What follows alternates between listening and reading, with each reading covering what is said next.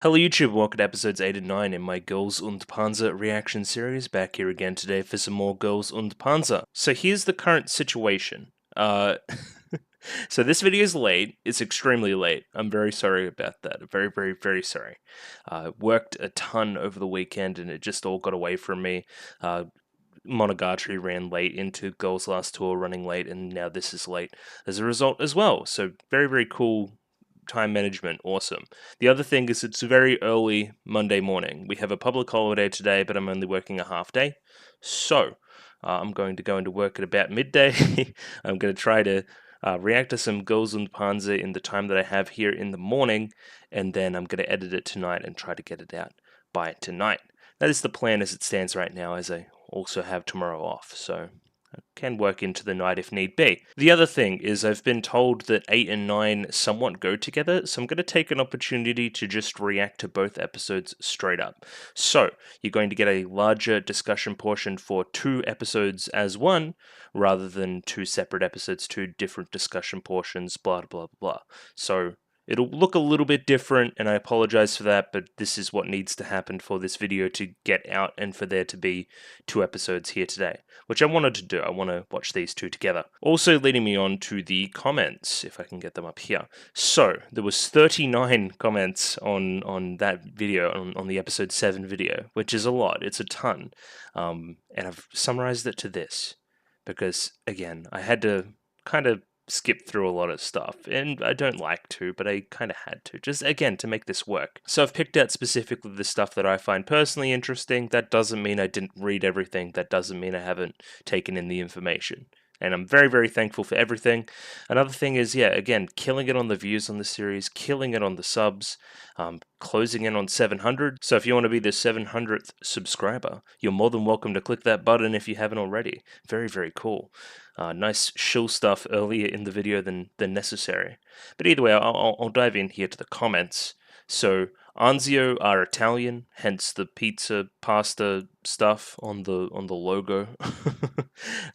Yeah, pretty on the nose stuff for Italy, but sure. You also see a bunch of the characters in the back, and I saw one of their hair. The hair's got like swirly things up the top.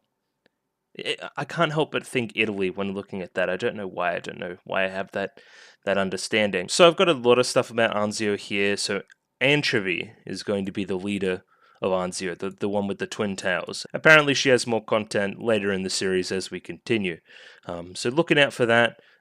Definitely like the twin tails, so ready for more of that if and when that happens. So I've had conflicting reports, but I've basically summarized it like this. Anzio is part writing decision to focus on the characters a little bit more before we dive into, again, you would imagine we finish this bracket by the end of the season, so like we have to do Pravda, and then at some point we have to do Black Forest, or maybe there's another school in between there as well. I do not know. But like, you have to get a skedaddle on, and so that leads us into the next portion, which is part historical joke. So if we're going to skedaddle on any school in particular, skedaddling on Italy is important, well, not important, is I guess has a little bit of context around it based on their performances in World War II. Specifically, I believe there was a battle called Anzio, which in particular Italy performed bad in. So I mean, them performing badly, them not getting a lot of screen time, just getting kind of crushed, is in reference to that, we theorize. The third part is budget decisions, but they're less fun to talk about, so yeah, good on budget decisions with your anime production stuff. Another interesting tidbit was that apparently they skip Saunders in the manga instead, so I don't know. Maybe it wasn't a historical joke after all. Maybe it was just the decision that they made. So there is now more tanks. We kind of got a hint as to that happening with seeing the tanks that we have, and apparently they're like numbered, but there's numbers missing, and those numbers go up to 8. So by my calculations, we have 7 right now, because we had 5, and then we found 2 last episode. So 7.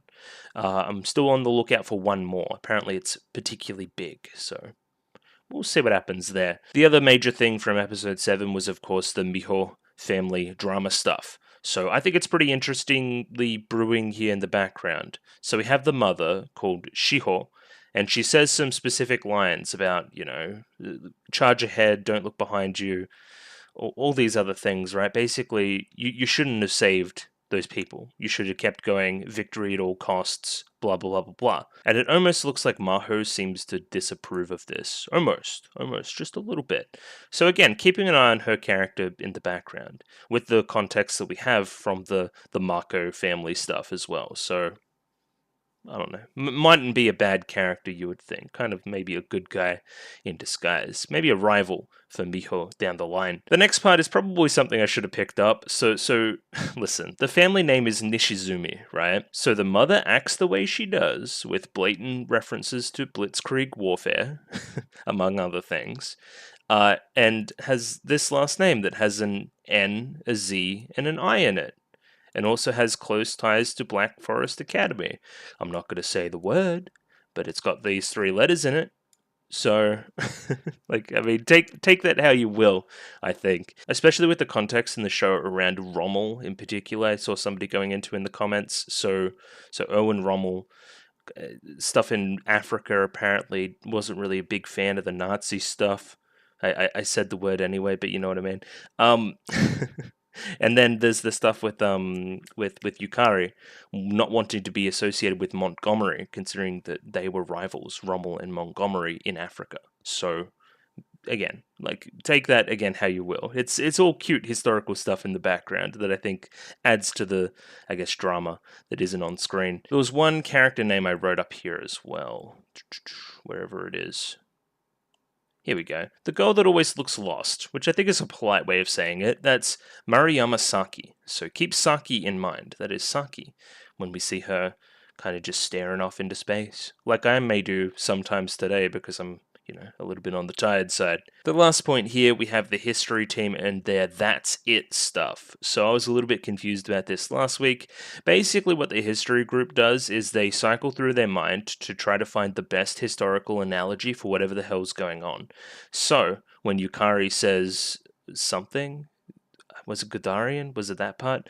Last episode, they're like, that's it, because that's the best comparison for what she is at that moment in time. So that was a little bonding moment between Yukari and that group. Another interesting part is apparently one of them did like fucking divination as an elective at the school. So I'm saying, what the hell's going on with this school? Why is there so many like weird electives and stuff? I guess they live on a boat. Fucking anything can happen out there on the high seas. But yeah, that's it for the YouTube comments. Again, thank you for all the comments and that kind of thing. There'll be a more rigorous summary next week, I can assure you that. So again, not much recap considering we're about to dive into the next portion of the story, I feel, rather than we're in the middle of something. Kind of like a little mini breather episode, and I really appreciated the pacing for that last episode, I thought. We still have the Miho family drama stuff brewing in the background, but we got a little bit more context. Miho essentially tried to save a tank that had fallen into the water. Potentially those people may have died in the water. Potentially it's implied to be Maho's tank.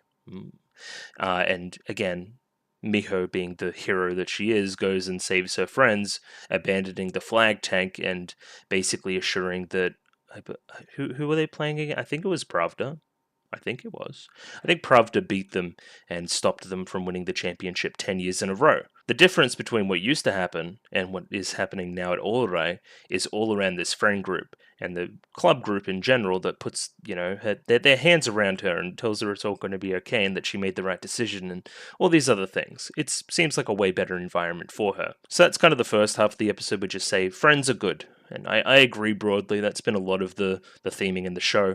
The second half, I think we get a little bit more interestingly structurally, where we have our main group of 5 split off into like managing the other groups almost, teaching them different things. Like you have Yukari with the history team. I think you have Marco with the volleyball club.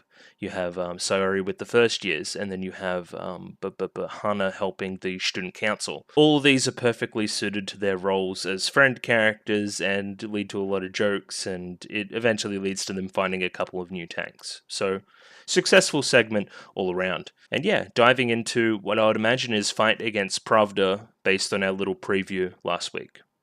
So, looking forward to that.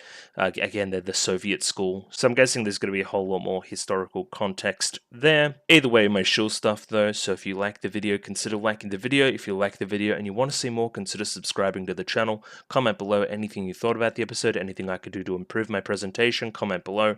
I'm doing follow for follow on Twitter, so follow me on Twitter if you'd like me to follow you back. And the Discord, join Discord. Love Discord. Discord. Oh yeah, did I mention subscribe? Please subscribe. That'd be funny. Funny's a weird word to say there, but whatever. We're diving into episode 8 of Girls und Panzer right now. Rightio, I have episode 8 of Girls und Panzer up here ready to go. Pop that up there. 24 minutes and 11 seconds on this one, so please sync up accordingly. As always, I'll have that picture in the description below, and using the AK submarines subset stuff. So look forward to it, I guess. And yeah, just going to give it a 3, 2, 1 and jump right in. Rightio? 3, 2, 1, go. Indeed, I just feel my wind. I've discovered that this show is very loud. Because whenever I watch something next on VLC, it's very loud in kind of comparison there.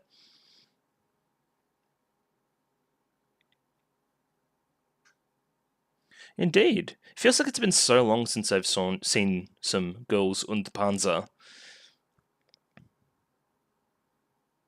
So it's good to be back. It's very good to be back.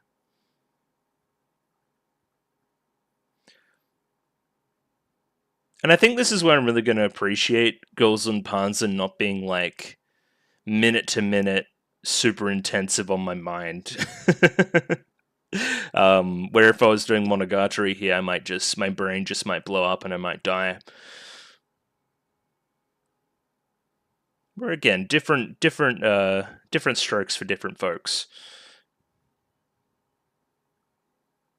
Let's never get over that hippo's asshole, but sure.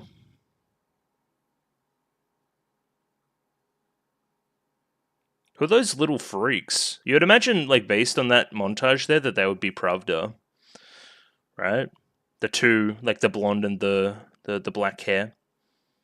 The camera kind of spun around them. Again, I wonder if we're just going to be, like, straight in. Ooh. Snowy. Cold.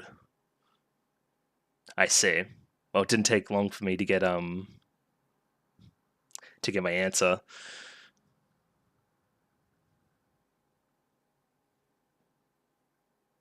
Hello, the British and the Soviets speaking.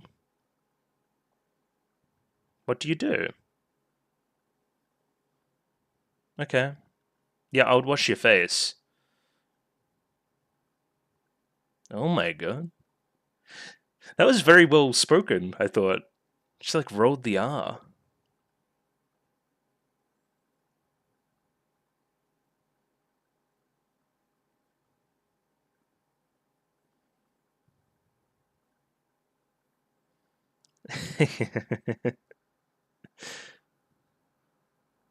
So there's almost like a hammer and sickle up the top, right, as well? You'd think?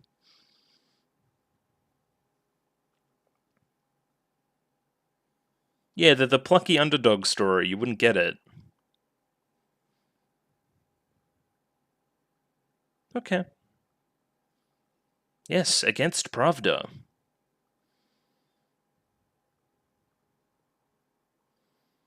Oh, is this finally like the mechanics? Okay, let's go. Oh, of course they needed to install the new stuff. Okay. Automobile Club.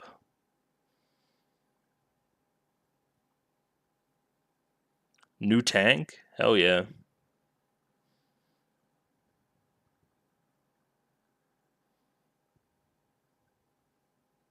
Oh. Okay. Why? Hello, Soroko.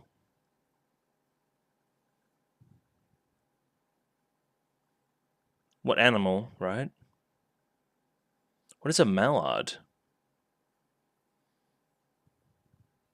I need to look up what a mallard is. Yes.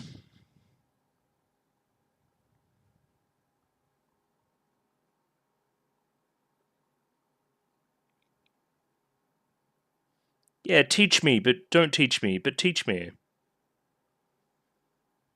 One long yes. What was that face on Yukari? Anyway.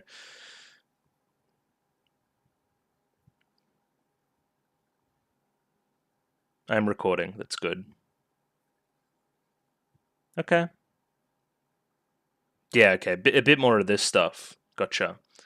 Like the real reason why they had to form the club and be successful. Exactly. Our school's gonna shut down. We have no money. Extremely Love Live like stuff. Alright, we're gonna tell Miho. We'll put the pressure on too. I don't know about telling her now.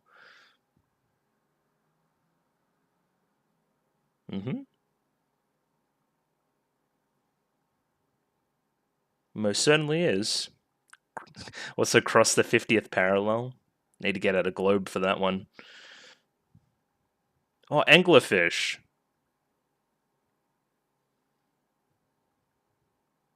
Okay, sounds intensive.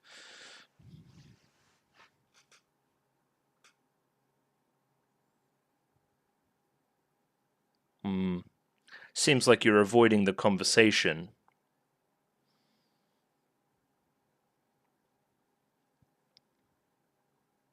Hotu pletu.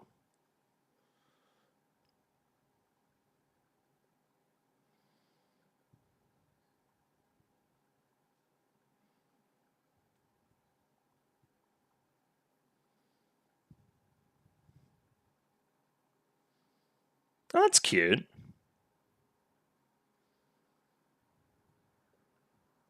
I like this. I also like that, but for different reasons.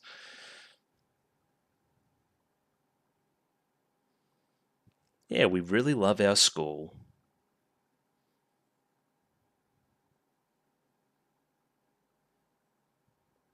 So, spill the beans.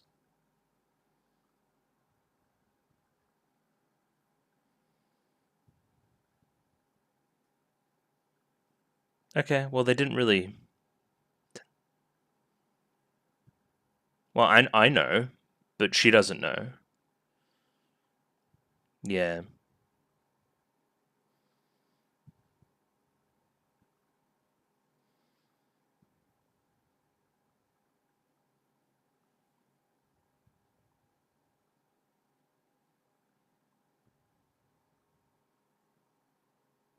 So we still don't even tell the audience. We only know it through a bit of hearsay from Saunders, I think. Oh, hello.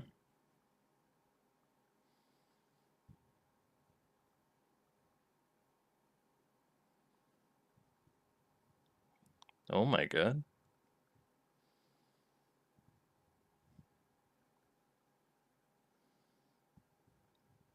She's very, very stern.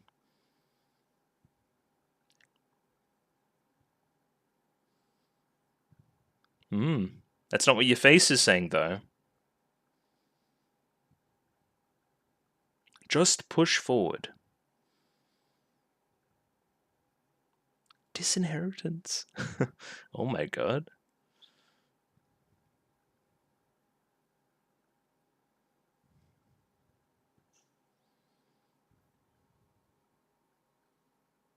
Wait, she actually looks like she's listening to the conversation. Is this a character betrayal? Oh my god. Speaking about Saki there, of course. Shut up.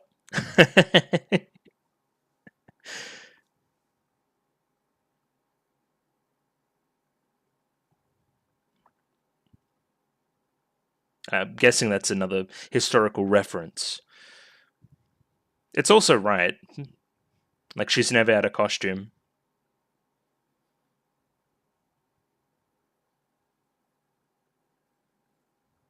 Okay. We'll have the fam watching.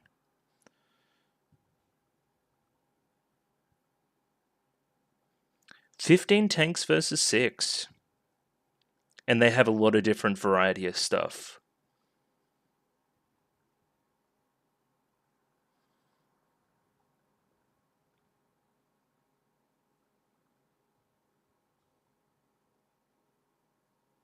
Lure the enemy with a tactical retreat. Do not take the bait. Yeah, they've got a pretty big boat. Okay. Are we gonna fight in the dark?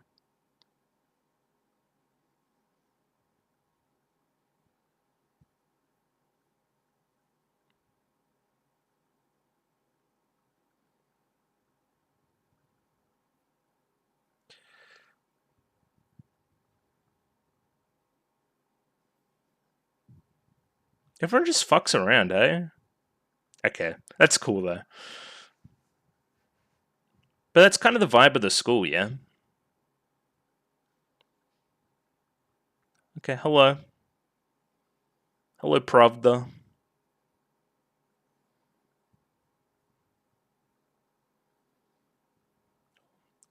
Katyusha? Did that say? And then Nonna. On then this song.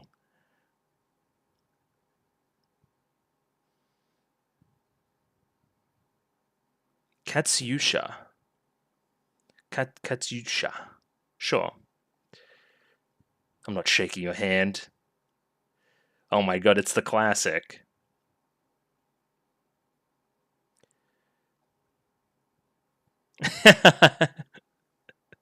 Oh no. Literally.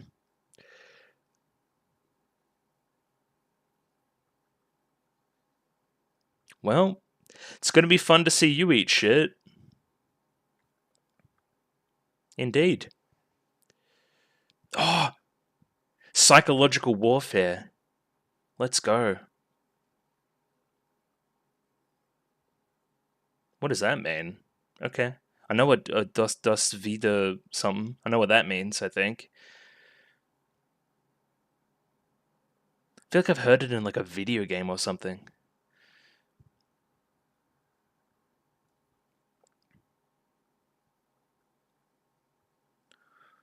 Okay. Is it dark because they're so high on the earth? You know what I mean? How their days are longer and their nights are longer?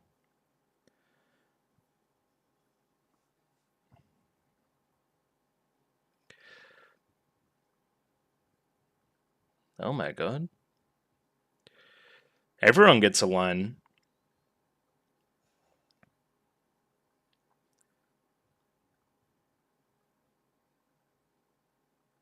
No, but I don't think that's smart in the current circumstances. I don't think that's gonna end well.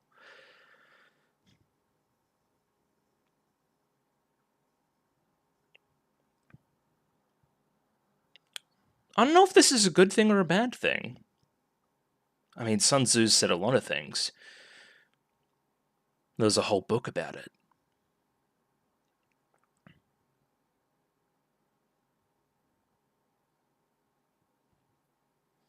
All right, let's rush in against the school that's Russian. No, but they seem like they're better than us and have these snow white tanks apparently. Okay. For camouflage, right? Into the white snow. That makes sense. All right, they're pretty cool. Oh, I love the hats too.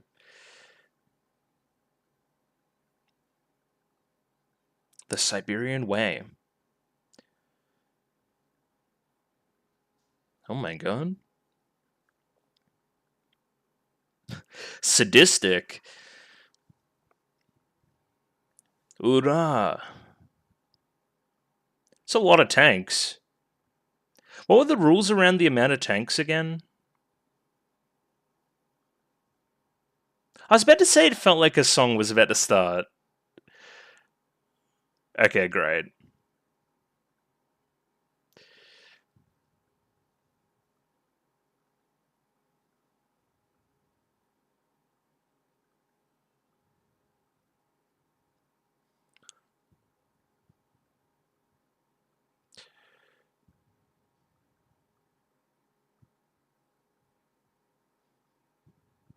This is very intimidating. Kind of. You know.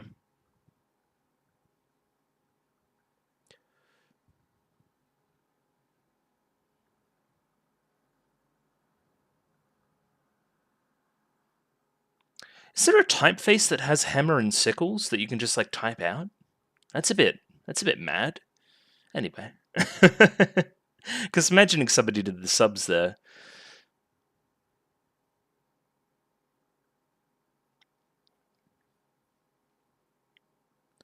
Well, there's a lot of them. They have a numbers advantage again.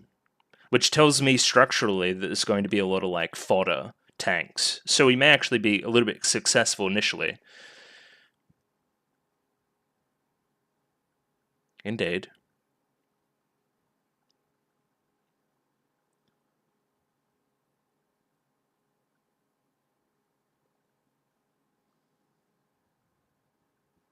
Hmm.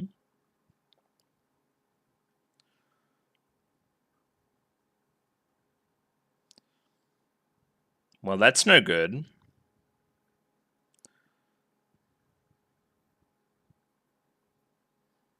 I'm not going to remember any of your names. You're all just going to be called Sodoko. I guess a mallard is a duck or something? No, we already have the duck team. Some other kind of bird. I will drive for you. Oh, yeah. Okay. Just got to turn up the hill a little bit and hope the treads have traction.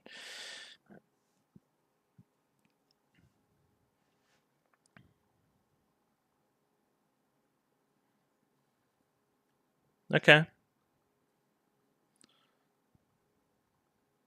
Righto. I like this song that they play as well.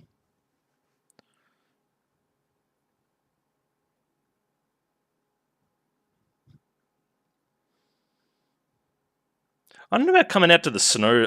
I'll watch her at a little bit more of a nice location. Like we're in some Arctic shit right now. Stalingrad? Oh my god.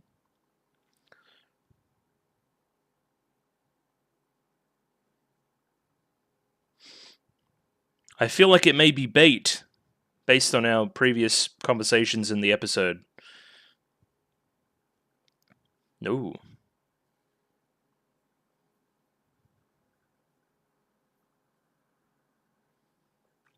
Prepare to kill.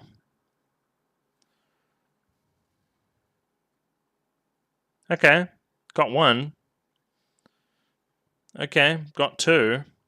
But now I feel like we're just right in the open.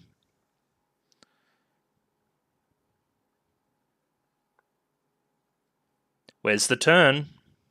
Where's the turn?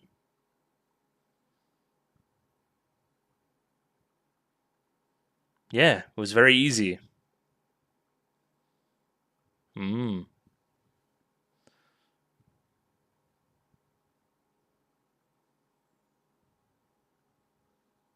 Wait, what? That looked weird.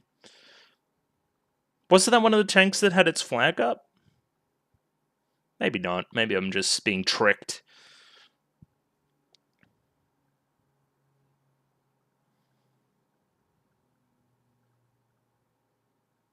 Whatever you say. Oh, well, that's 5. 5's a bit more than, 1 or 2. Attack! Murder them all.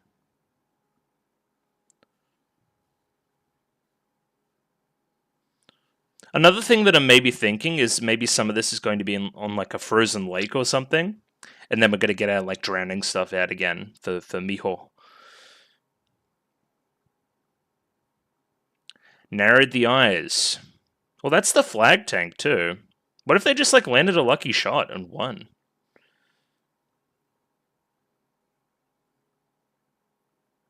Oh, overzealous. Into the small village.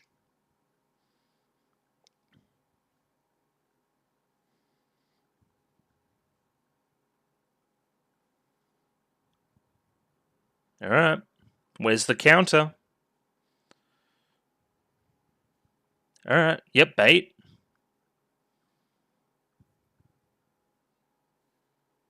No, but you're not going to. The flank.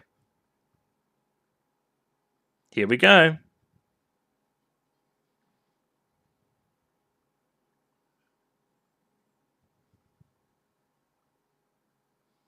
Yeah, you guys got beat up here, I'm sorry. Oh, not out of the ground. Oh my god. The mole tank. Yeah. Did you see like the shot to the crowd and all the people in the know like narrowed their eyes? Like they're about to get fucked up here. Oh my god. Flee for the church? Did anybody get taken out?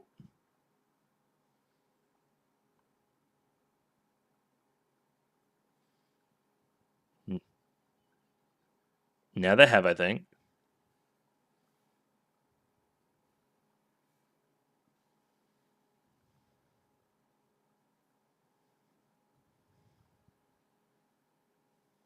It needs some urgent repairs.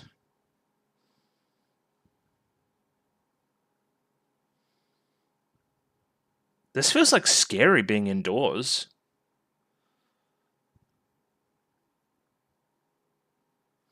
Well, you kind of cornered yourself already.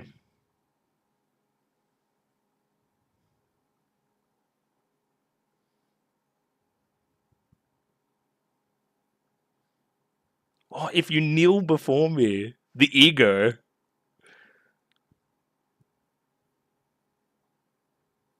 Interesting. That's interesting for structure. I can't imagine we would ever surrender. Why would we surrender? There's no, like, we're not actually gonna die.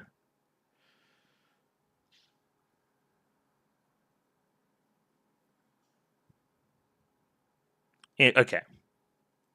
And then that's bringing in the context from your experience with Pravda last year. Gotcha.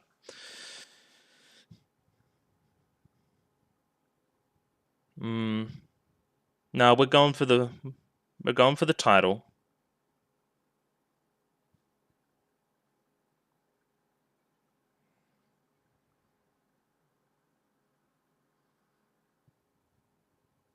Well, we don't get a second try.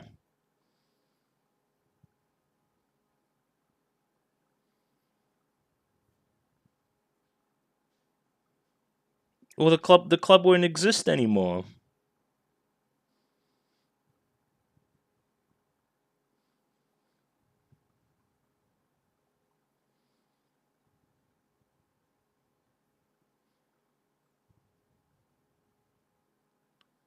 Yeah, but I mean, she doesn't know. But now she does know.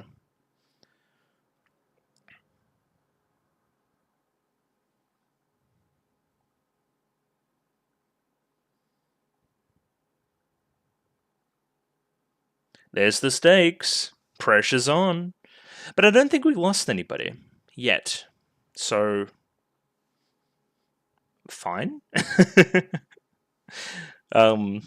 No big loss to us getting like overzealous and drawn in by. I mean, what I would say is a pretty well telegraphed. Like we're gonna lure you into this spot and then all fire at you. Like, why is there this random village out here that we could all like hide behind? Also, the tanks being like naturally like camouflaged with the snow. Yeah, this is interesting. I didn't think that the Sodoko character was going in this direction, like joining the team. I mean, stranger things have happened.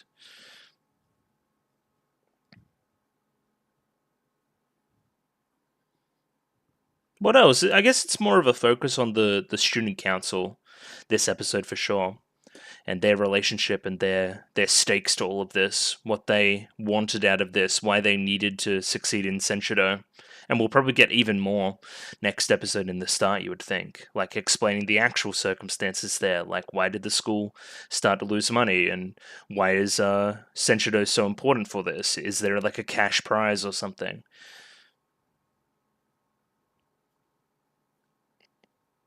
We're going to see. We're going to see for sure. Little preview. Driven into a corner. Yeah, true. And yeah, as I said in our intro to the video before, we're going to do 2 episodes in a row and then talk about them as one kind of big group rather than separately. Which sucks, but it's what I have to do to get this out, I think. So yeah, now I've got episode 9 up there ready to go. Same deal as before, picture-in-picture and AK submarine subs, of course. Time code, 24 minutes and 10 seconds. I feel like that one's pretty consistent. And I've just heard somebody like hammering something upstairs, so glad that this ramshackle video is going in even worse directions. Awesome, that's great. Either way, we're going to jump right in here with a 3, 2, 1. Radio? 3, 2, 1, go. I just feel my wind. And I just feel my shine.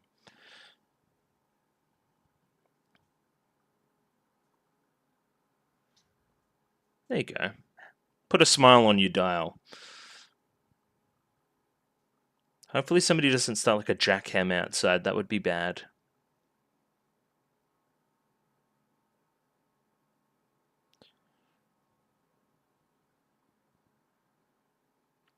Still haven't seen those characters. At least I don't think I have. They do kind of structurally fit the student council in a weird way. Weird. Weird stuff. Like one tall one like small one in the middle, and then one that is well endowed, for, lack of a better term. Big titties, if we want to be crass about it.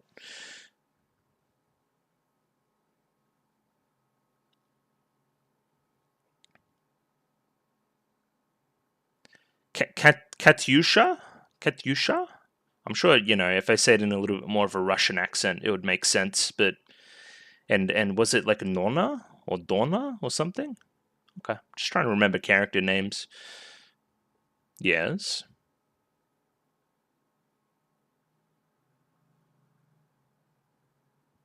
Okay.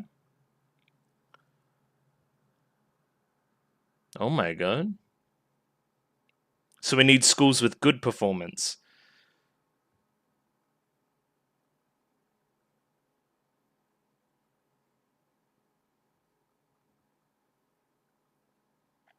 What, like, school year are they in? Because if they're third years, then it's kind of like... I don't know.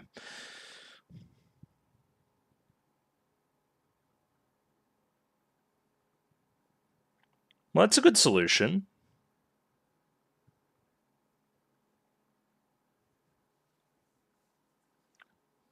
Like, driven into a corner in 2 different ways. Okay, I like that.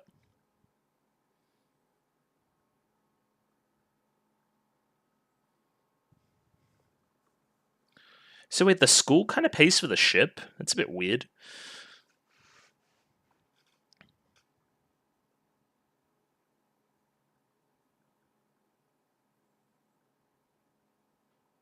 So all we have it left is the shit tanks. I don't know, with pure spunk and charisma. For lack of a better term. Unremarkable. Well, you wouldn't shut down the school that won Love Life, right?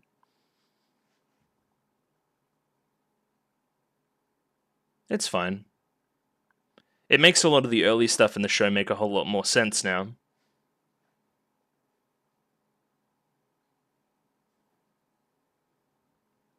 Well, by design. Oh, okay. I like that line too. Like, we'll split up the friend group. Cutting back to why this school is cool in the eyes of Miho.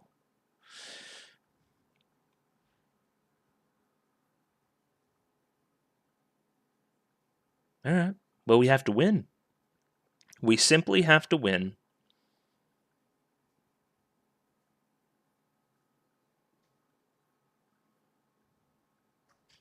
All right, but what are we gonna do?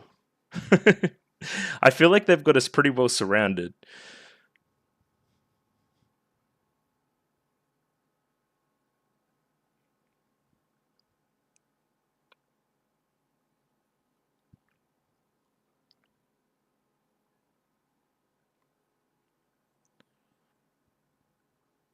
Didn't one of these, like, lose their treads or something? What does the crowd do watching this when it's like, oh yeah, we're gonna have like a 3-hour ceasefire? Like, now they're just sitting in the snow watching nothing. Ego. Yeah, ego.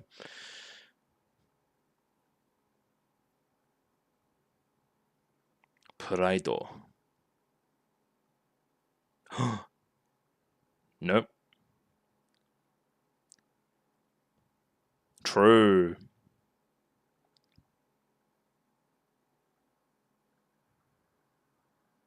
Oh my god.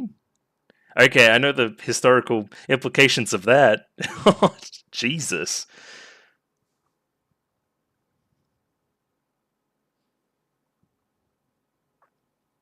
Put those prisoners of war into the gulag.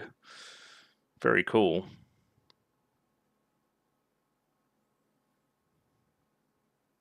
She has like a cute pillow. Lots of singing, huh?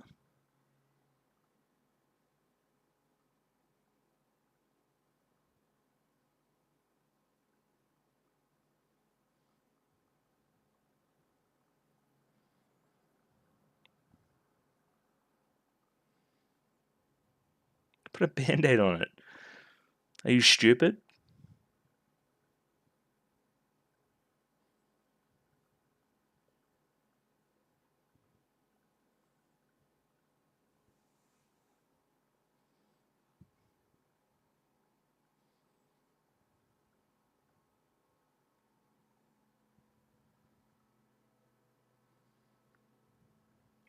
I wonder what that song is.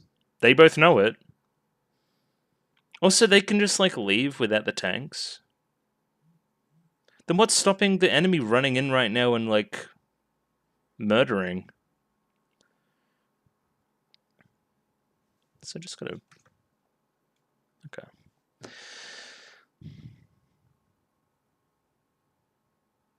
It's very good vision. Oh! Insane dodge.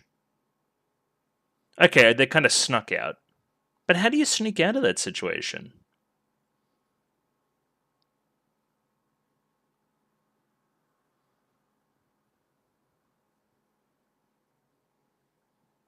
Yeah, get some hand warmers.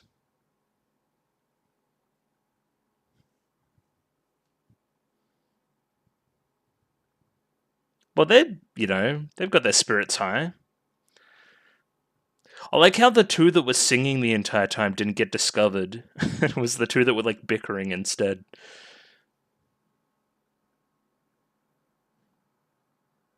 Yuki no Shingon.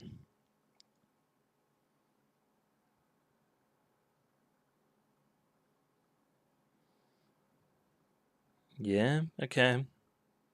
Oh, that's cool.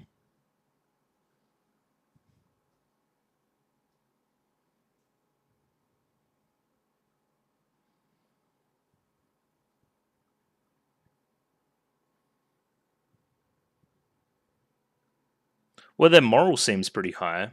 Morale? Morale seems pretty high. Okay. The V.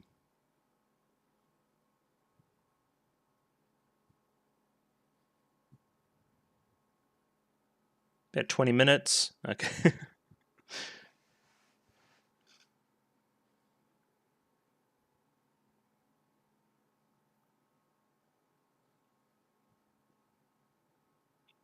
Well, the snowstorm does nothing but benefit Pravda, right? Oh my god. Going around in circles. Yeah, it's a bit of a difference, huh?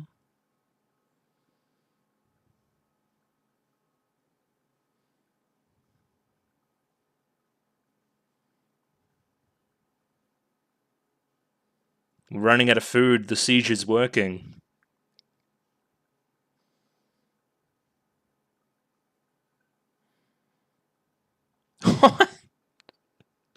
Not the dance.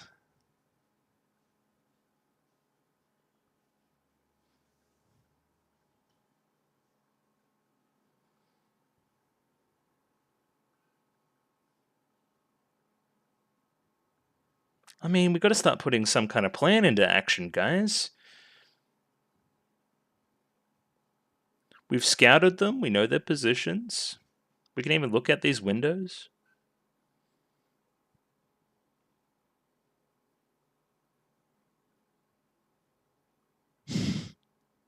There are flowers that can only bloom here. Need to be a bit more inspiring than that, I think.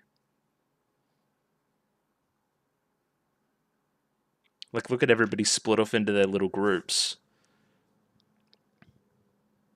Token answer. Yeah, gotta inspire the troops.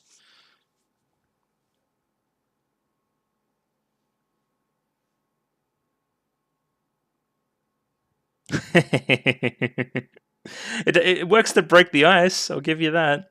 Pardon the pun.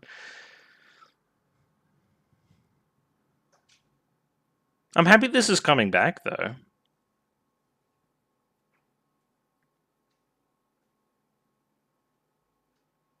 I don't think so.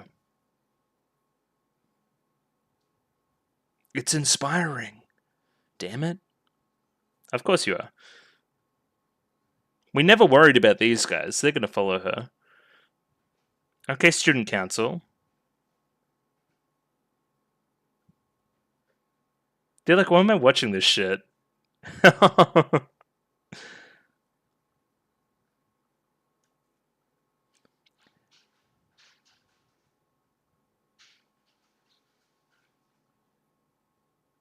Yeah, and we're dancing, bro.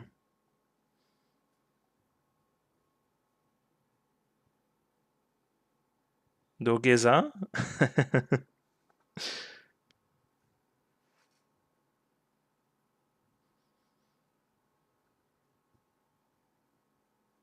Okay.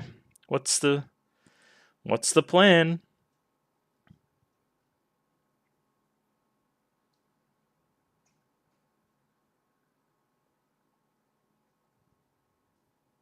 No, that's loser talk. Come on. We're not losers. At least not yet.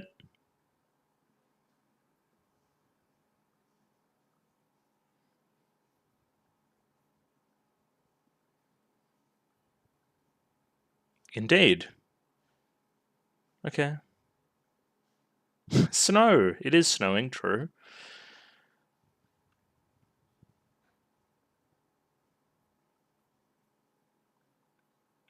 That's what they want you to think.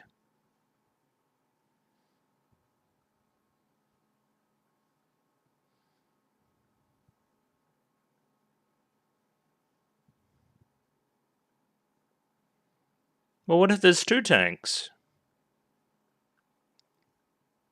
I feel like that may come back to bite you.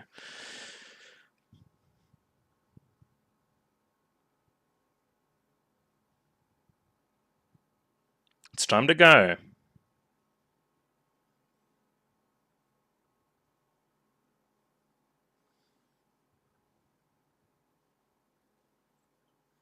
Alright, I mean, is there much of a plan beyond charging?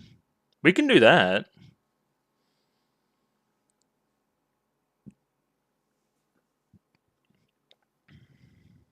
They took the bait. Again.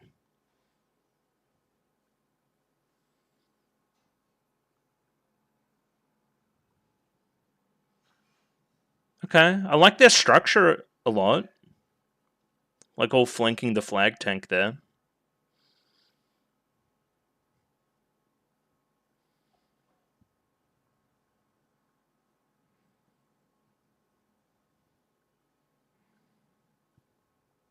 It is scary. You kind of can't see. But that means they kind of can't see as well. Oh! Sick drift. I think we're doing it.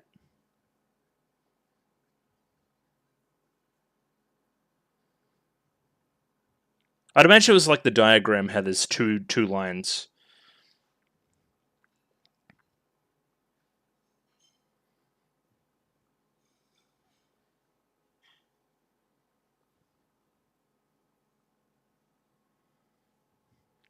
Stalin.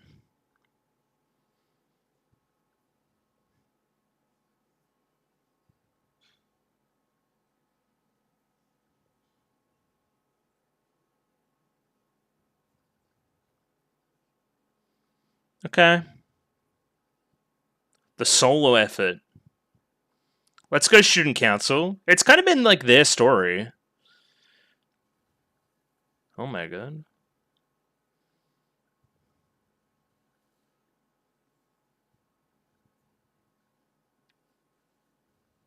Is that is that Momo not shooting? Okay, that's very good too.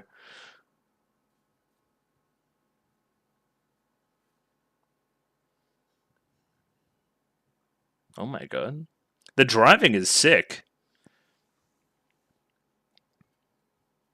Best on ground performance for sure. We may be slow, but watch us go.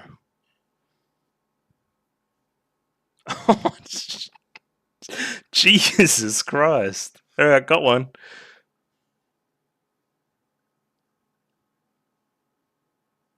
Okay. That was some kamikaze type stuff.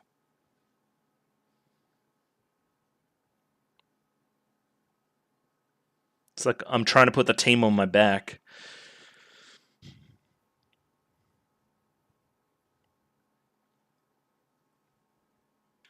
Follow the fish. Let's go, you underdog. Yeah, exactly. I want something amazing to happen, so I'm gonna keep watching.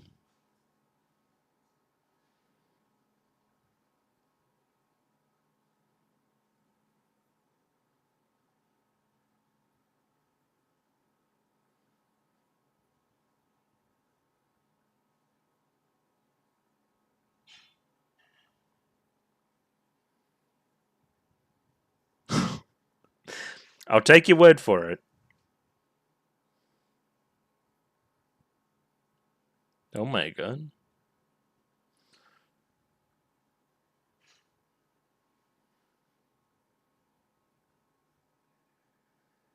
I like this shot a lot.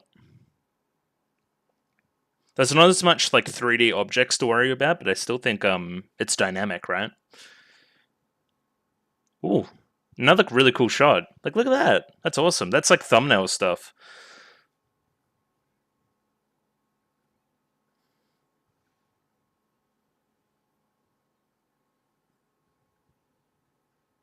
How many more tanks do they have? It feels like we've taken out like 10.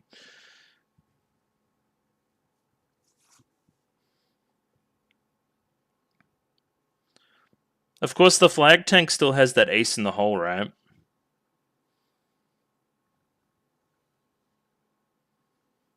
Because it's got that one tank waiting with them.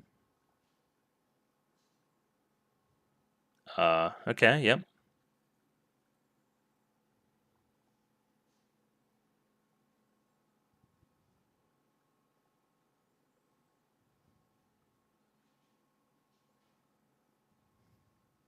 Well, that's important. No, okay, alright.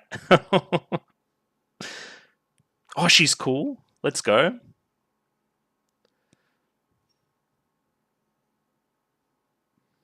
Are you going to sing the whole time too?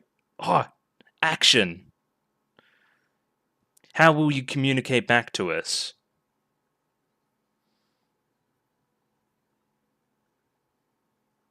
That's a big gun.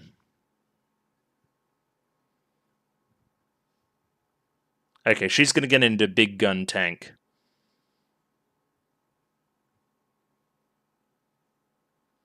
It's a pretty involved conflict, no? Like, it's a pretty cool fight. Okay. Found one.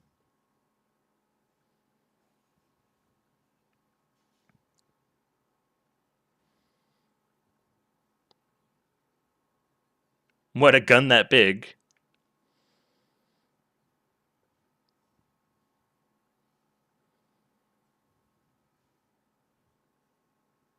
Fucking beer? Just having a grog. Why not?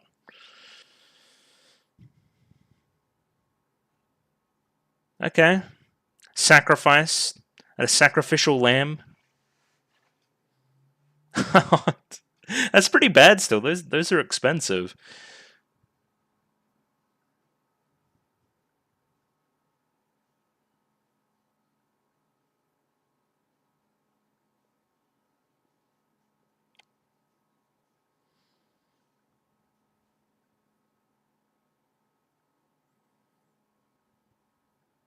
Okay, so it's like two separate conflicts where the flag tanks are at threat.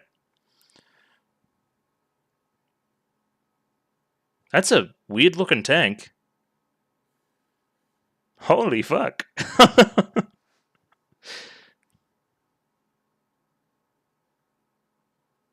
KV2.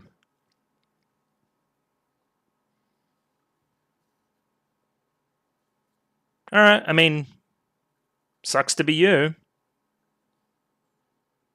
Okay. Time to dodge.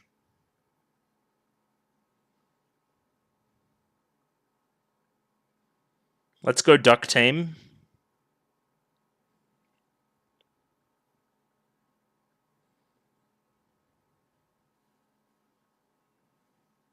Like, lure them into them because they can't move, right? Let's go volleyball team. Duck team, I think we're calling them.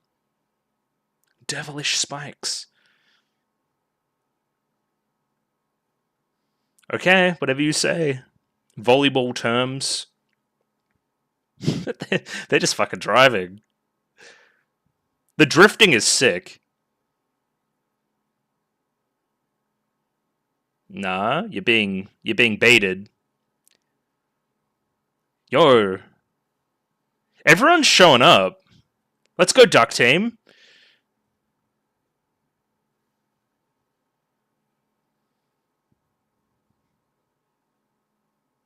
Okay, she did have a walkie-talkie. That's good.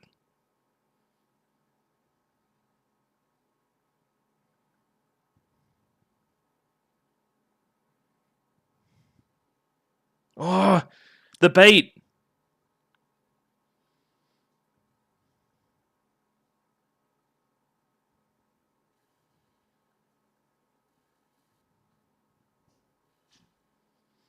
We're going to need to go to the video referee for that one.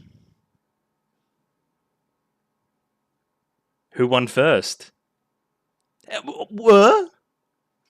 You cannot be serious. You can't be serious. We're serious? I can only speculate. I would imagine we win, but like, how did we win? It seemed like they happened at the same time. What are the rules there? Is there like an extra time equivalent? If it's something we cannot determine. But I guess there's like cameras on it, so you know. No, you guys are definitely like in this tank. I don't know what's going on there. Like the upside down heart eye patch? Sure. Swirly glasses? That's a classic.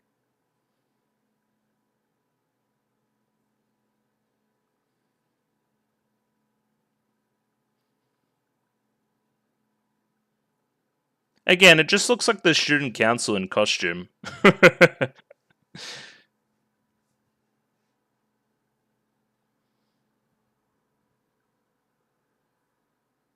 But we've already seen the student council in costume in like that picture. Anyway, I digress.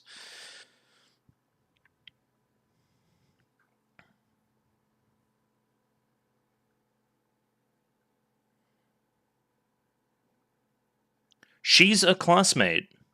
Okay, whatever that means. Well, that's kind of a cliffhanger, but we'll dive into a little bit of analysis on it very, very shortly. So yeah, that was episodes 8 and 9. And kind of cliffhanger ending aside, which I'm pretty sure we just won, but I don't know why you wouldn't put that in the episode. Unless something else happens, I don't know.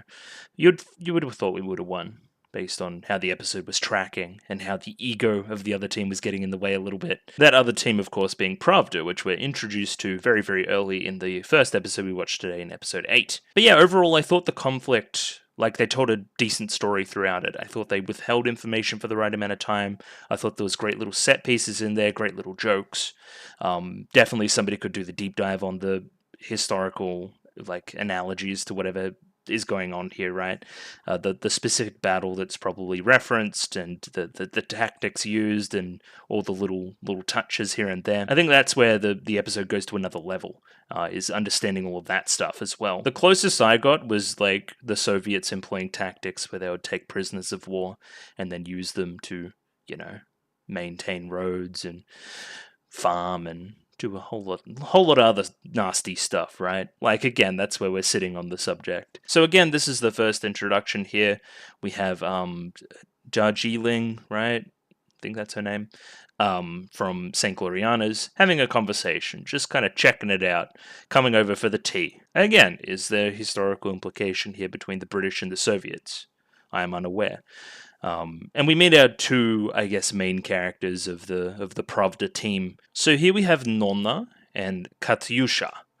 And in my brief research, Katyusha is also the name of the song that they sing. It's a Soviet folk song made in the 1930s. Because when I looked up the name, it said like song, and then it said Girls und Panzer underneath it, like two different options I could pick. So like, I mean, I think they're based on the same thing.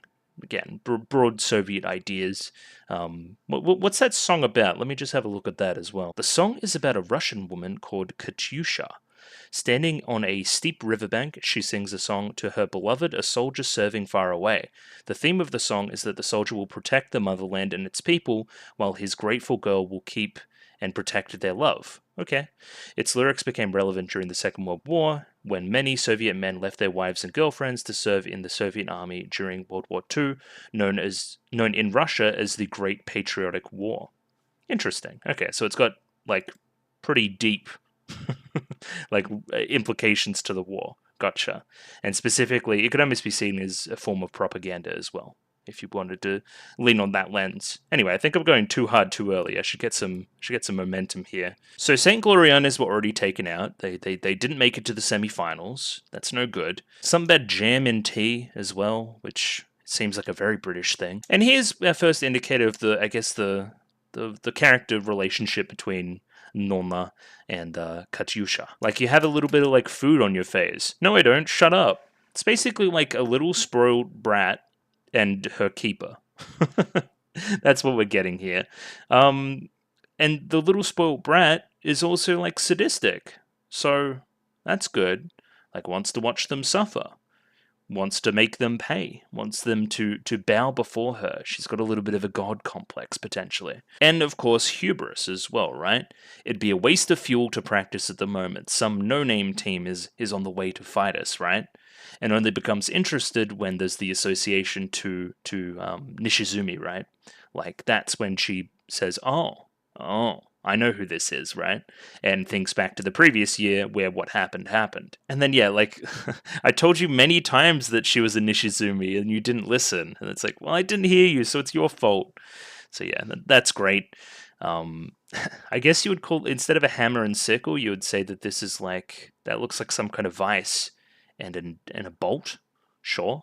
Vice and bolt, as opposed to hammer and sickle. I guess that fits with tanks a lot more. And mechanical stuff. Oh, and then, like, I'm less scared once I learn it's the younger sister, who's less intense than the older one. We see the automotive club for, like, 2 seconds. who, again, the opening makes it seem like they're way bigger characters.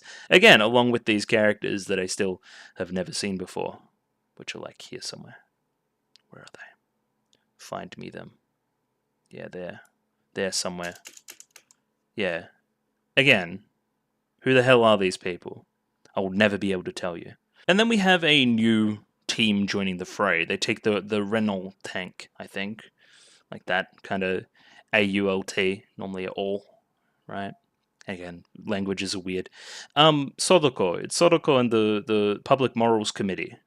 Okay? I'm just going to call all of you Sodoko, because she's got, like, the same haircut on all of them. Which, I don't know, it's a bad haircut, I don't know why you would multiply it. And yeah, what is a mallard? The B1 looks like a mallard, which is the Renault B1, right? So what is a mallard? It's apparently a wild duck. So we've got the duck team and then the wild duck team.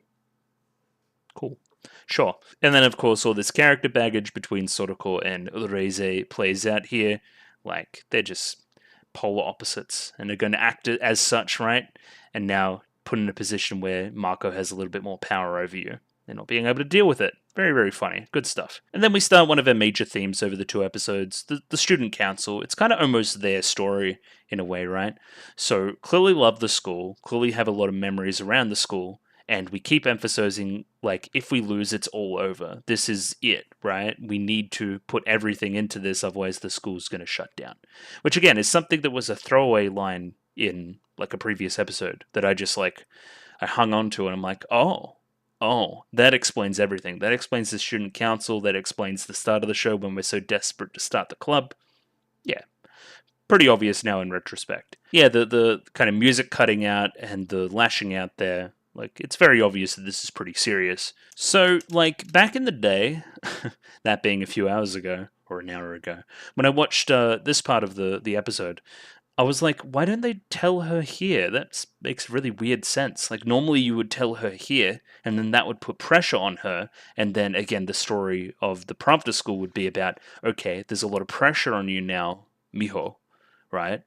And this school that, like, previously did you kind of dirty was the kind of start of your demise, and you're kind of, like, cutting off from your family, started from a battle against this school. So now the pressure's all on Miho. But that's not really what we do. It's more like this information gets out at our lowest point, and then we need to rally out of that. Which I like that decision, but I also like my one as well. So you could have gone a couple of directions this episode, I think. So we've crossed the 50th parallel north. It's going to be a fight in the snow, which benefits, like, Pravda almost exclusively. Like, what are the rules? What are the rules there?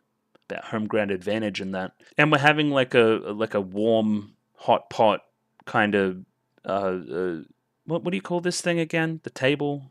Oh my god, I always forget it. Kotatsu, that's it. Kotatsu. It's that kind of vibe, right? Let's just chill out. And I think they had the intent of telling her the truth, but it didn't quite come out. It's still a hard thing to admit, even to themselves, that it's going to be over if we lose. Also, the anglerfish hot pot has a lot of significance based on, again, the anglerfish symbol on the tank, as well as the dance that we do later on. Like, yeah, kind of dancing around the subject, don't really want to zero in on it. I think they start to with the pictures, but are unable to pull through with it. I like the spare instrumental track used here, the spare piano. Kind of that main All-Rai theme playing as we kind of reminisce on memories of the past. Say, look, we get the photo album out. There's the whole gang without glasses. Momo cursed, and then in this one, she only has like half a glasses. I don't know, weird. I don't know about the mud wrestling. Why were we mud wrestling? It's a bit strange. Sure, anime stuff. Yeah, then that scene just kind of ends. Like, what did they want to tell me? Weird. Anyway. And yeah, I think they decide to see the good in it, right? Okay, so we didn't tell her, so she doesn't have the burden on her back. She can perform without the expectation of needing to win to preserve the school. In a weird way, the audience is kind of kept in the dark here as well. I kind of wish that line... I wonder how this would play out if that line earlier wasn't said, right? But that by that other school, that the school's going to shut down. So... Would I interpret this as the school shutting down or something? Or would I interpret this as like, oh yeah, we're third years and we have dreams about winning the Senshido Cup or whatever or something? Like, I thought it may be like a third year, we're graduating, we need to do this before we finish our high school experience type vibe. Yeah, so we don't really get the payoff for this, which is broadly like the mother just being a bit of a bitch and Maho being like conflicted through the entire thing, right? Like, we need the part here where they win against Pravda and are coming up against Black Forest Academy, and that it's like, oh shit, it's on, right? And then that becomes the conflict. I think, yeah, that'll happen like next episode, you would think. Yeah, this face, yeah, this character is being set up very, very well to be on our side by the end, in our, I guess, moral dilemma. Only after being prompted says this, just like you, I uphold the Nishizumi style's principles. But again, straight back to that face. But, and yeah, she's going to be watching, you know, to see if she wins. If she loses, I'm going to tell her that she's like disinherited from the family. I think regardless, maybe she's disinherited, which, great mom you are. And here we have the first major character betrayal. Why are you smiling? Why are you focusing on the conversation? Shouldn't you be staring off, over here or something? Anyway, I digress. They're basically fucking around. They're gonna put some warm clothes on and set up well, but it's a setup for hey, we need to focus more because it's serious, but we still don't know why it's serious. It's also for Soroko to be introduced to the vibe of the club, which is very not by the book. Yeah, and then this, which is almost very gay. This is my life is cosplay. Look at the glasses up here too. What a nerd. So this is Miho doing some research. Now it's even more of a numbers disadvantage as well, considering they have 15 tanks. On top of that, they have a lot of different varieties. They have 76s, 85s, KV2, and a JS2, as well as some other one we talk about later as well. The KV2, I remember having the big gun. That one was pretty scary. One option would be to swiftly charge in and take out their flag tank at once, but there would be no second chance if that failed. We do generate a second chance in the end. Pravda's usual strategy is to lure in an enemy with tactical retreat before counterattacking. Listen, I think we should have been more cautious about this. This is you literally say this, and then the rest of the group is no, we should just kind of rush in. That sounds good. Stay focused and don't take the bait. It's not what they do. So we've made the necessary preparations for the cold weather, but Soroko is still a little bit nervous. It is her first match coming in at a semi-final. That's pretty intense. And this doesn't really play out that much. She's pretty useful. She does a lot of scouting. She looks behind us a lot. I guess there's the one part where Marco helps her drive up the hill, or one of them drive up the hill. I don't know. I don't know. But other than that, she was just kind of there. I don't know, it's an extra body, we'll take it. There's 2 seconds of really fantastic animation here. Here. Look at all that movement, that's pretty damn good. And it's set up right, so everyone's fucking around, and then we get the very intense Pravda, I guess, head coming over and having a look. We have Snowstorm Katyusha. Katyusha? I'm ready for this to be a, Katyusha, but it's not. And Blizzard Nona. Snowstorm and Blizzard, which is, the exact weather conditions we're playing in. And then we have this song playing in the background. Is this the fucking Nutcracker? Hang on. Yes, Dance of the Sugar Plum Fairy from the Nutcracker is whatever this song is. From the ballet The Nutcracker, of course, which is Tchaikovsky. Again, I'm very bad at the Eastern European stuff, but I'd imagine another Russian reference as they walk in. She also talks about herself in the third person, that being Katyusha. Refuses to shake hands. I'm above you, you're literally all beneath me. Yeah, this character is very, very set up for some just desserts, I think, right? For her to be taken down a couple pegs, I think. But of course, doesn't miss the opportunity to spot Miho and say, thank you for last year, thanks for throwing, thanks for giving us the victory. And again, I'm wondering why we didn't push this button more. I feel like this could have been a direction, but we didn't really take. I feel like a lot more of that kind of Miho baggage stuff will come through in the fight against Black Forest, if and when that happens. And then, yeah, dos vidinha, which means basically, I'll see you next time we meet. Goodbye, broadly. Okay, sure. I know I've heard it before somewhere, and she calls her something as well. Piroski. I don't know why we call her, Russian street food. This is just a meat bun or something. Okay, weird. This time over watching, we still have, of course, St. Gloriana's watching along, giving us some running commentary. Now we have, I guess, there's Hana's mother for a little bit, and then, of course, Miho's mother as well. These are the people we're cutting to that are giving us some, I guess, special comments. You know who's been very, very absent from the show? The kind of main person that's running the club. You know who I'm talking about? The person that came in on the plane. It's not Commander, they had a name. Instructor. The instructor. Where's the instructor? I haven't seen her once. So that's a bit weird. Anyway, this is the part where again, Miho has a plan and then everyone else is no, we should just rush in. That'd be pretty good. And everybody here gets a line of dialogue in a way that's very apparent and a bit weird, but it's cool. Yeah, we're just gonna rush in, which again, bad strategy, especially as I knew that this was a 2-episode thing. I'm this isn't going to work. Eventually, the student council convinces Nishizumi as well, and we're all going to rush in very quickly and try to take out the flag tank. If they get your tank, you'll be fined 25 rubles. Rubles? The Siberian way. Okay, so don't like get taken out, or we'll take your money. Okay, that's putting the pressure on. Oh, this means 25 days of supplementary lessons in a dark classroom. That's harsh. Jesus. Yeah, we need to show them the difference in our strength. I'm pretty sure that's apparent already with this giant V formation. And then we hear like almost the song start up. You know how like the start of a song and then they kind of move into like when the lyrics should start? And I'm like, they're not going to sing, are they? And then, yeah, they sing the song I think we're talking about, the Katyusha. Let me read the lyrics here as well. This will give me a better indicator of what it's about. Apple and pear trees were blooming. Over the river the fog merrily rolled. On the steep banks walked Katyusha. On the high banks she slowly strode. On the steep banks walked Katyusha. Yeah, on the high banks she slowly strode. Slowly strode.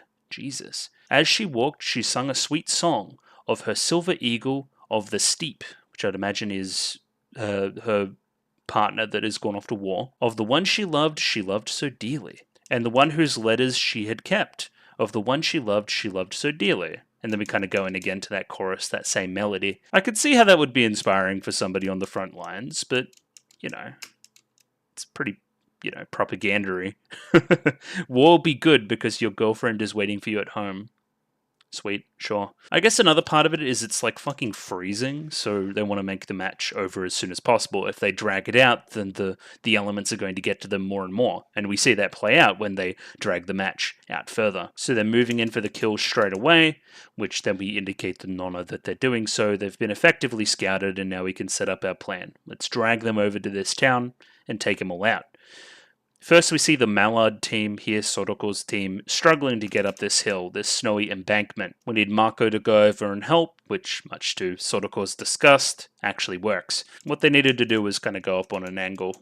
Yeah, it makes sense, I think. Here's another part. We're going to shoot the snow in front of us with a HE shell, which is going to blow it up and help. And this guy had a name, I remember, which I've forgotten. But he's very impressed, but the mother's still very worried. Like, oh yeah, she fired that shot. No, not with the hands that were meant for flower arranging. No! I can see why this would be, like, funny now.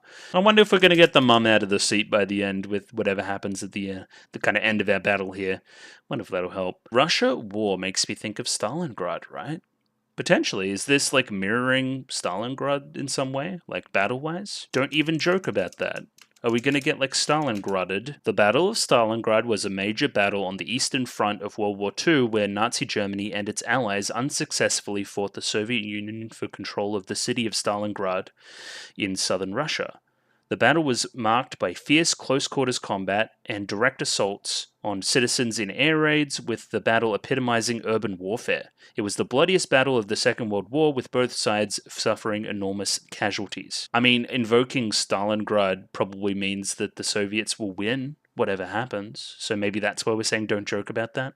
Okay, I'll take it from that perspective, I think. I think Prov does set the bait pretty well here. There's 3 tanks initially. We can be tricked into thinking that these tanks are like the first line of defense. They start actually shooting, demonstrating that, hey, like, we've noticed you.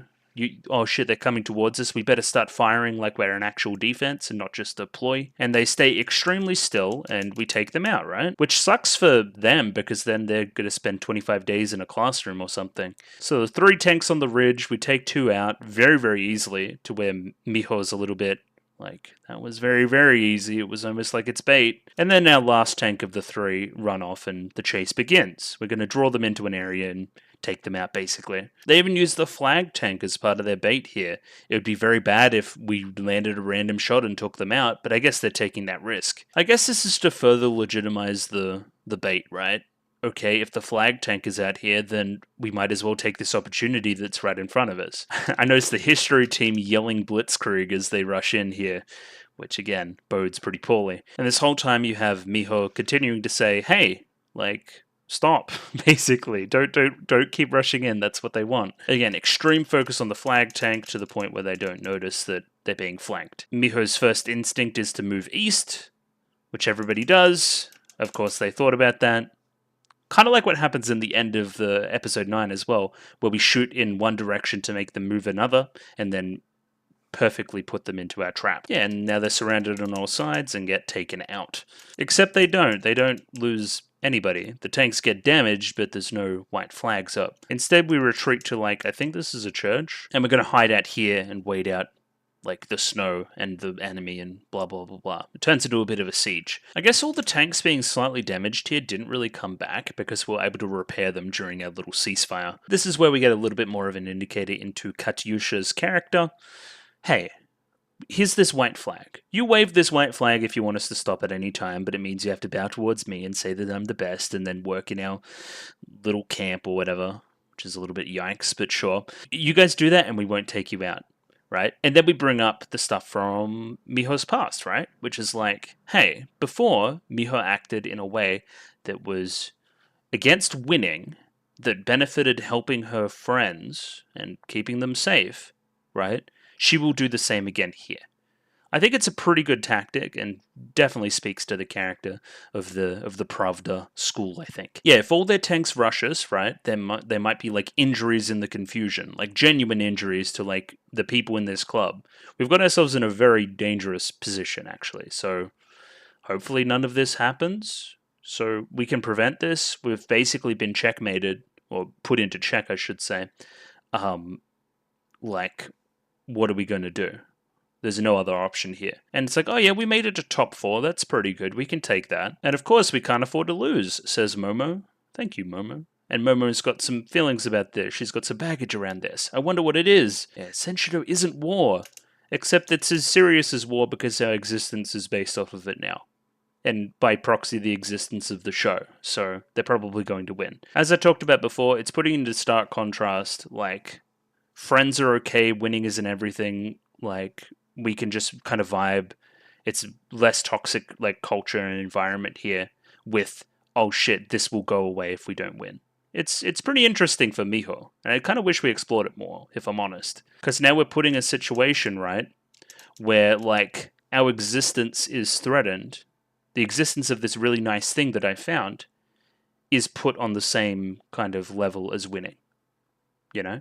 Winning for the right reasons, I would say, instead of winning for the sake of winning, winning to keep playing with my friends. Yeah, and that's our kind of cliffhanger leading into the ED of episode 8.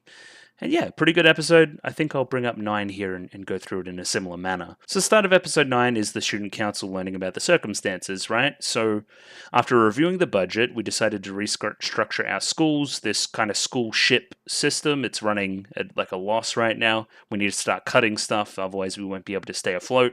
Pardon the pun. What should we cut first? These schools that are underperforming, such as Orai, right? Which seems like a pretty lax school, just kind of a school, just fine.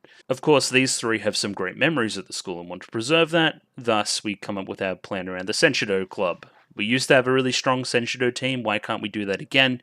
You wouldn't cut a school that had made a championship, right? So I guess it's less about like a money prize from winning Senshido, winning whatever this tournament is. It's more about some status, right? We're going to cut schools that are underperforming. So if you're classified as an underperforming school, then you have to be cut. Senshido is very important. We need to perform at this, otherwise our school will shut down. We need to win Love Live, right? Otherwise everything's going down the toilet. So get to singing. Which we do this episode, actually. I love the student council president's attitude here. It's just kind of like, that sucks. Okay, then we'll make a Senshido team then. Like, very spur of the moment, very, like, doesn't let it get her down at all. It's just kind of like, oh, this is what has to happen now. We'll go and do that. Really good attitude, I like it. As I talked about before as well, I really like the episode title, Driven into a Corner, which is what the student council were like that's what happened to them. They needed to make a Senshido club to survive. In that way, they were driven into a corner. And then we have our club literally driven into a corner as well. Like, we can't escape. We get extra funding for Senshido. It also covers some of the ship costs. It seems like a good thing to win. We also heard that our school had like a ton of like good tanks and used to have a good club and blah, blah, blah, blah, blah, but they sold off most of the good tanks already. So it adds a little bit more to our like ragtag group of underdogs, right? Like, these tanks aren't the tanks that would be befitting of a championship team. We don't have the hardware there. We need our smarts to help us make it. I mean, as much as I make fun of it, it is a quick-fire way to make me care about whatever's going on, right? Like, oh, this will end if we don't. It's essentially life or death for the show. as the show exists right now. Because we're not going to be able to see these characters together again if the place where they meet shuts down. So it's death, right? These characters won't exist anymore. So we need to win. It's life or death. It's a way to introduce life or death stakes without actually having death involved and being all edgy about it. Of course, the other important line here by Hana, right? Which brings together the Miho themes with what's happening right now, the need to win. We won't be able to see our friends again if this shuts down. This club atmosphere we've made that's so healthy for you will go away if we don't win. Great. I really want our team to win now, and I think they've done a good job of justifying that. Where, if you take a step back, it's easy to say what the kind of characters said before, right? Which is, oh yeah, we're first year school, we made top 4. No, this is serious. We need to win. And we have our first of 2 inspiring speeches from Miho today. This one actually works. Her second attempt was less good before the dancing started. But we also have to keep a level head so none of us get hurt, which isn't really what happens. They kind of go kamikaze there in the end, but sure. Here we pop over to each of our special comments. Shinzaburo, whatever that guy was called, he's like, oh my god, they're surrounded, oh no. And then here we are, St. Gloriana's way more tactical, I guess.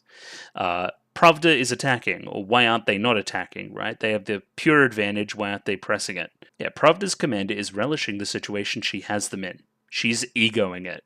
Oh no, that never works well. Of course, based on our Nishizumi-style ideals, this would be over already, right? If we were employing the same philosophy that she has, this fight is over. You don't have advantage anymore.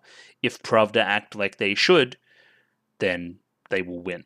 But no, that's not what happens, right? Because Pravda isn't acting as expected. It'll be interesting to see against Black Forest, a school that follows this style to a T, if they'll have such openings, or if they will be a little bit more ruthless. Here we go. How about forcing them to weed the school grounds for 3 months?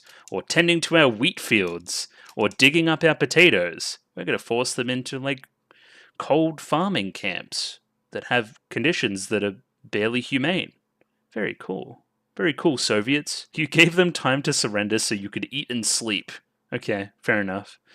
I mean, because she's like a child. I didn't talk about this. Is she like a child? Is she like 6 years old? What is going on here? Or are we just lollying out of control? We could be either, I guess. I don't know why a 6-year-old would be piloting a tank. And then I don't know about this one. I'm guessing that this is just some kind of lullaby. So we do our repairs, and this is our crude first diagram, right? This is what we can see at our windows, but we need to scout some more. And of course, now we have Yukari and a member of the History Club singing Yuki no Shingun, which is a Japanese gunka composed in 1895 by the Imperial Japanese Army musician Nagai Kenshi, who reflected his experience in the Battle of Weihai in the First Sino-Japanese War. Very cool. The Imperial Japanese Army experienced heavy snow and low temperature while being under-equipped with water, food, and fuel. Sound familiar? Reflected about the hardship in the Japanese soldiers experienced and their discontentment at the war. The song, which was popular at the time of its publication, is described by scholars to have an upbeat melody. The song was also used during the Second World War by the Imperial Japanese Army. And the song was banned at the time because it was seen as an expression of discontentment at the war, antagonistic to the Japanese military and prohibited by the Imperial Japanese Army. But it was sung regardless? Sure. Okay. Weird. There's probably more history there to be uncovered. It's pretty upbeat, but the lyrics, I'm reading them now, not so upbeat. The horses are beaten, but we can't leave them. And the lakes are frozen over and all the roads are unrecognizable. Just what is this place? It's all enemy country. But they're singing it in such an upbeat manner. Okay, JS2 is the same as the Stalin. Gotcha. And Sotoko's literally reading at the tanks and where they are, and Reize is writing them down. And they were picked to do recon because they both had the best vision, which is very, very funny. That, of course you would, but I wouldn't have thought you would. It's the Reimako, throw the snowball, agency dodge the snowball, and then, we need to run away. So yeah, I think it's very funny and very purposeful that, oh yeah, we're still doing a little bit of scouting on the run. Good. But yeah, the team that's singing wasn't discovered, but the ones that were bickering were. I think that's very, very good. Anyhow, we don't expect to come home alive. Just as they come home alive, too. pretty good.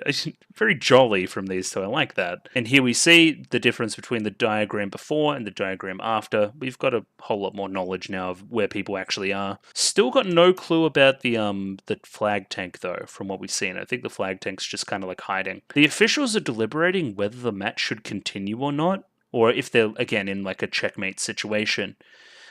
I didn't know that the officials could do that. That's kind of funny. Again, similar line here from, again, Darjeeling, right? Like, I'm not so sure that they're in danger here. It's the same as before when they were being, like, pincered from Saunders, I think. It's like, oh yeah, sometimes when you put in a jam like this, you... like the best of you comes out and you pull through and make the play, which is exactly what happens. This is all about contrast. We see the Pravda people. They're all surrounded by fires, eating a lot of food, drinking. It's meant to boost their morale at the detriment of whoever's in the middle here, right? That can't experience these same pleasures. Like, look at us, like all rugging together. There's a huge snowstorm going on, no food, no warmness. Warmth, that's a better word. Outside, they're like partying essentially. Sucks to be us, basically. This really is Mount Hakoda all over again. I feel like I'm doing this a lot. Mount Hakoda disaster occurred in 1902 when a group of Imperial Japanese Army soldiers became lost in a blizzard in the Hakoda Mountains in the Aomori Prefecture in northern Honshu, en route to a hot spring. There was 199 deaths during a single ascent, making it the most lethal disaster in the modern history of mountain climbing. Okay, that's pretty fucking bad. And then we're bringing that up in kind of like, oh yeah, this is as bad as that. Okay, it's a bit hyperbolic, but sure. And then these are probably lines from the disaster, right? Gotcha. Because like they would be looking around in the snowstorm, walking in circles, unable to find food. And then there's a part about snow volleyball, which is kind of like, sure. Yeah, and then contrast, right? Look how much fun they're having. I know that this is like a Russian dance too, but I don't know what it's called. So yeah, the odds stacked against them. They're like, oh, will the school really go? Oh no, we need some kind of inspirational speech to pep us up. And we start initially here pretty uninspiringly. Everyone cheer up. Each and every one of us needs to stick together. We'll notice that, like, separate group, separate group, separate group, separate group, separate group. Like, they're not sticking together visually as well, which is good. That's why anime is like a visual medium. You can like get across information visually as well. Very cool. And yeah, pretty discouraging responses from that meager effort from Miho. So she needs to try something different. And what we decide to do instead is the fucking anglerfish dance from before, which has been a setup. So now instead of like this being like something that brings you dishonor, something that's a bit embarrassing, right? It's now being reinterpreted as something that's inspiring. We're reclaiming it in a way. And I think this hits the nail on the head. Miho finds this very embarrassing, yet she's doing this. She's willing to put it all on the line to cheer us up like this. Why don't we follow suit? And then it works in kind of episode 7 coming through here, right? So each of you represent almost a connection to one of the other groups, right? Even doubly so with Mako here now that Sodoko's part of the group. So if you guys all join her, then everybody else joins her in as well, right? It's like a perfect pyramid. Like if the top starts, it trickles down. It's nice. Yeah, we will just get to dancing. That's pretty funny. I like the sync there too. Cute. And then yeah, there's a representative of Pravda that's just like, are you guys good? And yeah, we're not surrendering. We're gonna fight until the end, much to the surprise, I guess, of Katyusha here. I think the episode lacks a little bit of momentum here. I wish after this point we just kind of went straight out and did it. There's a little bit too much stuffing around here, and I was ready to go by that point. We're commencing Operation Jelly Jiggle, which I didn't notice in the moment. That's a really good name. Well, this is a cool shot. So we go from like here with the tactics. You're gonna see it like overlaid there. Like very similar. Very cool. So we've done a good job scouting. We have a set of expectations that can be abided by. And of course we already have a plan here as well. We're going to leave an opening in the barricade, which is exactly what we want, so we could sandwich them in again, right? If that also fails, we also have an extra tank protecting the flag tank. So yeah, KV will come out of the woodwork, which is this big fucker. Which is kind of underwhelming in the end. It has a very big gun and looks very scary, but takes one shot from the anglerfish team and goes out. So they immediately charge out and then change their formation, right? So let's get a good shot of it again. like to almost this cross shape with our flag tank in the middle. So we're keeping the flanks safe, right? And it also like enables like it's kind of like 360, you know. Like I think it works pretty well and shows like some like imagine them pulling off in a maneuver like this early in the show. It shows some progression, I think. And somewhere along the line here, kind of the student council president and Momo switch jobs. So she becomes the shooter, for lack of a better term, and the loader is now Momo, which is probably for the best considering like how bad of a shot she is. Maybe that should be a permanent change. So they get past one line of defense, but there's still 4 tanks by the rear. This is where our turtle team, the student council, they kind of break off, right? They're going to go out on their own little solo mission and try to take out the ensuing force, I guess, the 4 tanks. And very, very successful in doing so, and one of the best shots of the episode to boot. Just very dynamic, a fantastic play, right?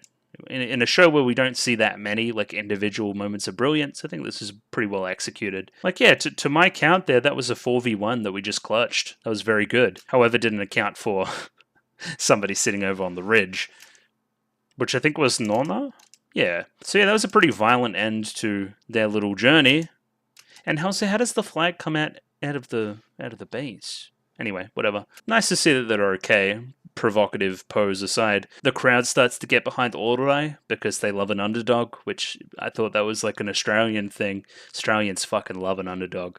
But, you know, most cultures, they want to see something interesting, right? They don't want to see the same old schools win all the time. So all the tanks, we want all the tanks after them right now, blah, blah, blah, blah, blah. We're going to try to overwhelm them with numbers, except for the flag tank. You ought to stay as quiet as a bear in hibernation. We're going to do some complicated feints now. We're going to try to dodge a bunch of stuff. It basically, shit gets real from now on. Again, more of these, again, just fantastic 3D shots. And apparently these get even better as the show goes on, which, sure, I want to see that. Fire traces with the machine guns. Don't waste ammo firing your main guns. So they're too, like, mobile at the moment, right? Like, they're all light tanks. Like, we can't hurt them with our big guns. We'll just miss them. And then this shot, another fucking awesome shot. So good. Obviously, the machine gun fire happening overhead. So they look back at the 6 that are chasing us. Do you see the flag tank there? Shit, well, the flag tank's not there. We shouldn't all focus on that. Let's try to split away and go and find him. I want Rabbit and Mallard to protect Duck while all of you run away. And that's exactly what they do. They end up sacrificing themselves for the greater good. Yeah, kind of get over that ridge and then move and separate. To try to confuse them, right? Yeah, like hide. Good stuff. And again, more hubris. 2 of the tanks are unaccounted for. Who gives a rat's ass? Oh my god. If we see that, it's kind of her falling for the same thing that Aurai fell for in the first episode, right? Like, we see the flag tank, we need to all fire at the flag tank to, like, zeroed in on the prize, and misses out on the things happening in the background. Yeah. Again, kind of funny. The folly of man, almost in a way. Oh, and then this is cool too. Why does she stand up like that? Oh, she's trying to get vision, obviously, to find the flag tank. But then needs to send out Yukari to do some more scouting by herself. And she's so based. She just jumps straight out, does like a combat roll. And I'm often running. She'll probably sing into herself as she goes as well. The IS-2 finally makes its way here. Apparently it was late, it was hiding somewhere. And now Norna's going to switch tanks to this one, and because she's apparently the best shot. And look at the big gun. I wonder if the shot is emphasizing how big the gun is. In the background, we hear the Katyusha melody starting up again, which is good. We see Yukari up here in the tower, getting the vantage point and finding that flag tank. There it is, zeroed in on it. Very cool. So now, okay, it puts into perspective the bravery here to sacrifice yourself for the kind of flag tank. Bit of progress for these guys, right? So initially they like ran away in one of the earlier battles, right? As soon as the going got tough, they just all like ran out of their tank and then left it to blow up. Now they're willing to put their bodies on the line to save the flag. That's something. Okay, first years, let's go.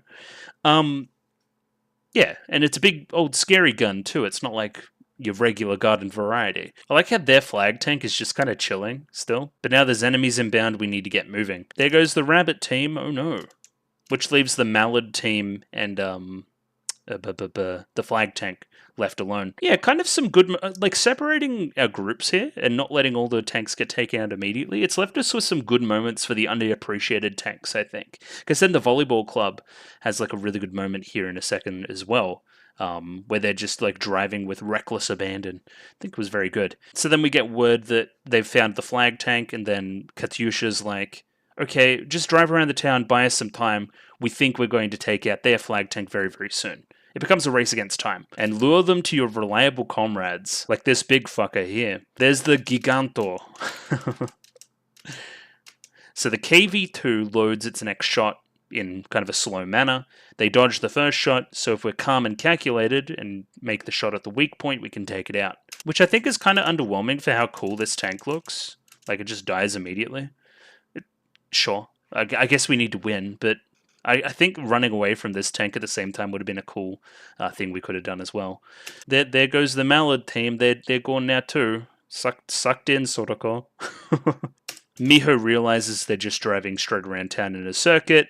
Hey, we're going to get the history team, right? They're going to hide somewhere. The Hippo team, right? We're going to lure you into their gun as opposed to chasing you around with a gun that can't fucking move. Like that's obviously not going to work. We need to play to our advantages there. And then we get a really inspirational moment from the volleyball club, right? We need to rally together, right? These attacks are nothing compared to the devilish spikes of the veteran schools, and then go into like a bunch of like weird volleyball lore about the different schools and gymnasiums and stuff. And I'm like, whatever you say, man. It's just as abstract as the history team, really. Yeah, right now this arena is our Tokyo Metropolitan Gymnasium.